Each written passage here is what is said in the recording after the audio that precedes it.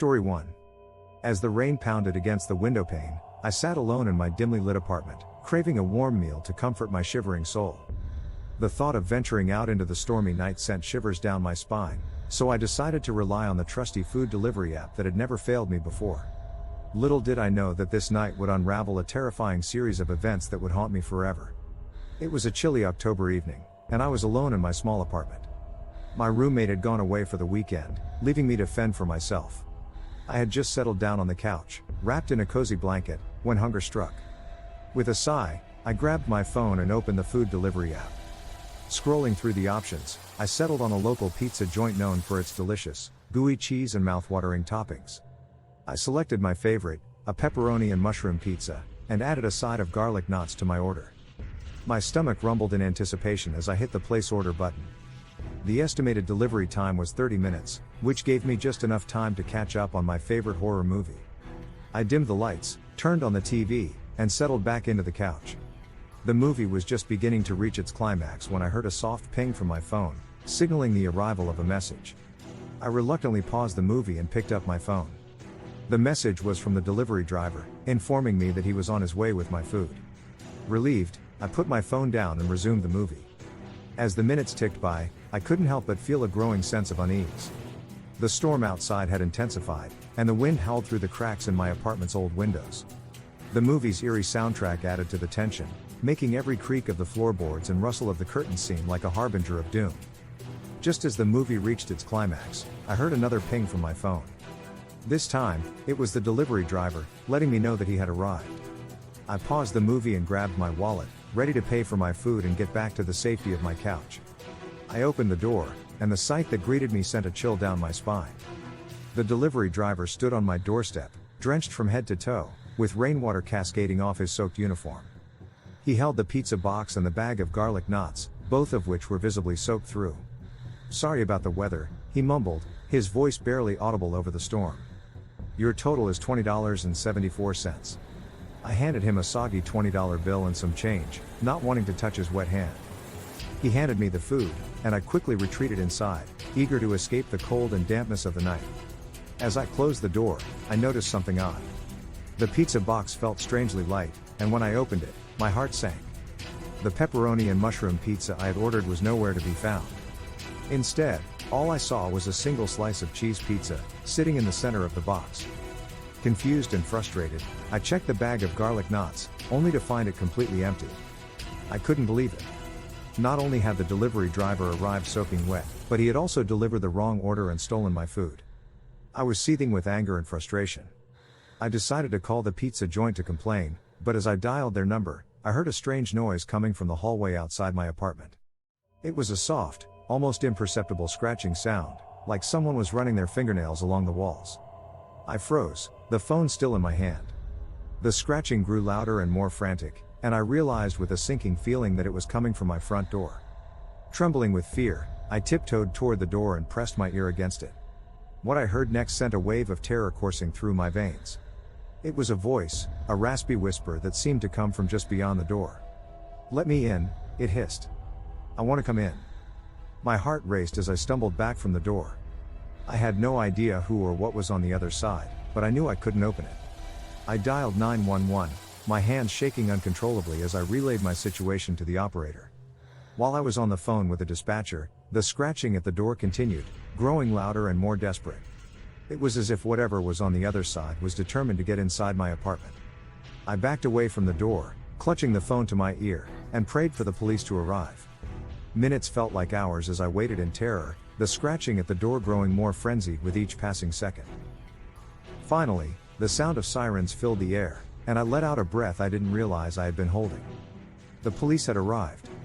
They quickly surrounded my apartment, guns drawn, and demanded that the person on the other side of the door identify themselves. There was no response, only the continued scratching. With caution, the officers forced open the door, and what they found left me speechless. The delivery driver, the same soaked and disheveled man who had brought me the wrong order, was standing in my hallway, a deranged look in his eyes. In his hand, he clutched a long, jagged piece of glass. He had been trying to break into my apartment, his obsession with me driving him to madness. The police arrested him on the spot, and as they led him away in handcuffs, He stared at me with a chilling grin. It turned out that he had been following me for weeks, watching my every move, and had decided to use his job as a delivery driver as a way to get close to me. He had tampered with my food and intended to harm me that night. The horror of that evening haunted me for a long time, leaving me with nightmares and a deep sense of unease. I couldn't shake the feeling that I had narrowly escaped a gruesome fate at the hands of a deranged stranger. Since that night, I've become more cautious about ordering food online and always make sure to check the delivery driver's credentials before opening the door. I learned the hard way that sometimes, the scariest stories are the ones that happen in real life, lurking just beyond the safety of our front doors. Story 2. As the clock struck midnight, I found myself nestled on my worn-out couch, surrounded by darkness. The only source of illumination was the flickering screen of my laptop, which had become my loyal companion on countless lonely nights. With an empty stomach and exhaustion gnawing at my bones, I decided it was time to order some food. Little did I know that this seemingly ordinary act would plunge me into a nightmarish ordeal that defied all explanation.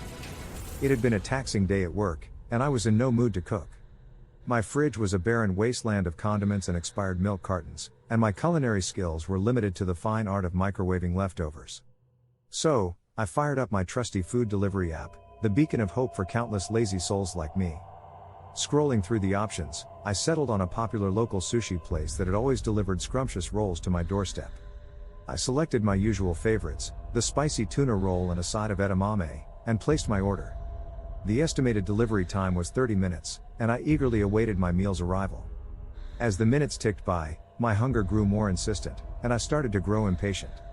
My phone remained eerily silent, devoid of any notification from the delivery driver. I wondered if my order had gotten lost in the digital labyrinth of the app. Just as I was about to reach for my phone and check the status, I heard a soft knock at my front door.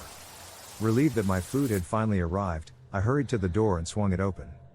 Standing there was a delivery driver, a hood pulled low over his face, obscuring most of his features. It was an unusually chilly night, and a fog had settled, enveloping him in an eerie mist. "Your sushi," he muttered, his voice muffled by the hood. I extended my hand to take the bag but couldn't help but notice how cold and clammy his hand felt. It sent an unsettling shiver down my spine, but I brushed it off as the result of the chilly night air. I thanked him and closed the door, eager to indulge in my long-awaited meal. However, when I opened the bag, I was met with a sight that made my blood run cold. Instead of the familiar sushi rolls and edamame, there was a single, ominous black box. I cautiously opened it to reveal a message scrawled in red ink: "You shouldn't have ordered." My heart raced, and I felt a cold sweat forming on my brow. This had to be some kind of sick joke, a prank by a rogue delivery driver. But the unsettling feeling in the pit of my stomach wouldn't go away. I decided to call the restaurant to complain, thinking they might have sent a substitute driver as a prank. However, as soon as I mentioned the strange delivery, the restaurant manager became visibly distressed. He informed me that their delivery driver for the night had been in an accident and couldn't possibly have made the delivery. I was left speechless, my mind racing to make sense of the inexplicable. Just as I hung up the phone, I heard it, a faint, rhythmic tapping on my window. I turned to see the same hooded figure standing just outside, the red glow of his eyes piercing through the darkness. Panic surged through me as I stumbled backward, fumbling for my phone. As I dialed 911, the tapping grew louder, more insistent, and I could hear a sinister whisper carried by the wind: "You shouldn't have ordered." The dispatcher assured me that help was on the way, but my apartment suddenly felt like a prison. I had to escape. Gathering what little courage I had left, I dashed to the door and flung it open, running into the hallway. The sound of footsteps echoed behind me, and I knew the hooded figure was pursuing me. I raced down the stairwell, the footsteps growing closer, and burst out into the frigid night. My breath came out in ragged gasps as I sprinted through the dimly lit streets, not daring to look back. I finally reached a well-lit convenience store and collapsed inside, gasping for breath. When the police arrived, they conducted a thorough search of my apartment and the surrounding area, but there was no sign of the hooded figure. They couldn't explain how he had vanished without a trace. They assured me they would keep an eye on the situation, but I couldn't shake the feeling that I was being watched, that the sinister presence still lingered. I moved to a new apartment, far away from that nightmarish encounter, but the memory of those red eyes and the chilling message on the black box haunts my dreams. I can't help but wonder who or what that hooded figure was and what sinister intentions lay behind that bizarre and terrifying food delivery. Story 3. The night was cold and rainy, a typical gloomy evening in the heart of the city. I had just finished a long day at work and was looking forward to a quiet night in, curled up on my couch with a good book. But as the rain pounded against my window, hunger struck, and I decided to order some comfort food to make the evening complete. I grabbed my phone and opened the food delivery app, scrolling through the options until I settled on my favorite local Thai restaurant. I placed my usual order, pad Thai with extra peanut sauce and spring rolls, and eagerly anticipated the warm, savory meal that would soon arrive at my doorstep. The estimated delivery time was 45 minutes, so I decided to make the most of it by taking a long, relaxing shower. The warm water was soothing, and as the minutes passed, I felt the tension of the day slowly melting away. However, that feeling of relaxation was short-lived. I had just stepped out of the shower, wrapped in a towel and dripping wet, when I heard it, a faint, persistent knocking at my front door. I froze, my heart pounding in my chest. Who could be at my door at this hour, especially in this dreadful weather? I quickly threw on a robe and tiptoed to the door, my curiosity mixed with a sense of unease. The knocking continued, growing louder and more urgent with each passing moment. I peered through the peephole, expecting to see the delivery person from the Thai restaurant, but to my surprise, there was no one there. Confused and a little shaken, I cautiously opened the door, only to find an empty hallway. Rain splattered against the concrete floor, and the dimly lit corridor seemed desolate. I stepped out, my bare feet cold against the wet ground, and looked around, half expecting to see a prankster or a neighbor playing tricks. As I scanned the hallway, I noticed a small, crumpled note on the ground. It was soaked from the rain, and I picked it up, my curiosity overriding my growing unease. The note was handwritten, and the words sent a chill down my spine: "Don't eat the food." My heart raced, and I felt a growing sense of dread. Who had left this note, and what did it mean? I considered calling the police, but there was no immediate threat, just an eerie sense of foreboding. Despite the warning, my stomach grumbled, reminding me of the delicious Thai food I had ordered. I hesitated for a moment, my rational mind telling me to heed the message, but my hunger won out. I went back inside and locked the door behind me, convinced that it was just a prank. When the 45-minute mark arrived, I expected to hear a knock at the door. Instead, my phone buzzed with a notification from the food delivery app. It was a message from the driver, informing me that they were outside with my order. I felt a knot tighten in my stomach as I remembered the ominous note. But curiosity and hunger compelled me to check. I opened the door to find a delivery person holding a bag of Thai food and a friendly smile. "Sorry for the weird note earlier," he said, chuckling nervously. "Some kids like to play pranks around here." I forced a weak smile, thanked him, and took the food. As he turned to leave, I couldn't help but ask, "Did you see who left the note?" The delivery person shook his head. "No, I didn't see anyone. Just the note on the ground." I closed the door and took the food to the kitchen, my hands trembling slightly. I couldn't shake the feeling of unease, but my hunger was overpowering. I unwrapped the food and began to eat, the flavors as delicious as I remembered. As I savored the pad Thai, I noticed a peculiar taste, something bitter and off-putting.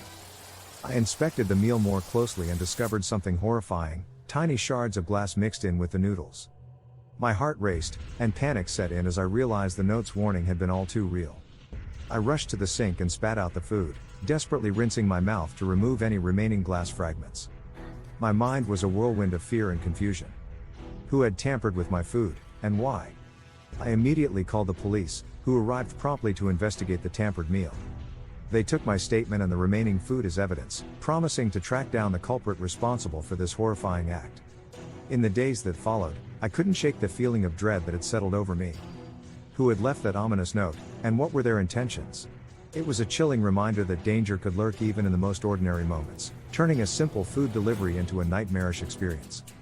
The incident left me with a lingering sense of paranoia, and I could never truly enjoy the convenience of food delivery again. It was a stark reminder that in the shadows of modern life, there could be sinister forces at play, waiting to strike when you least expect it.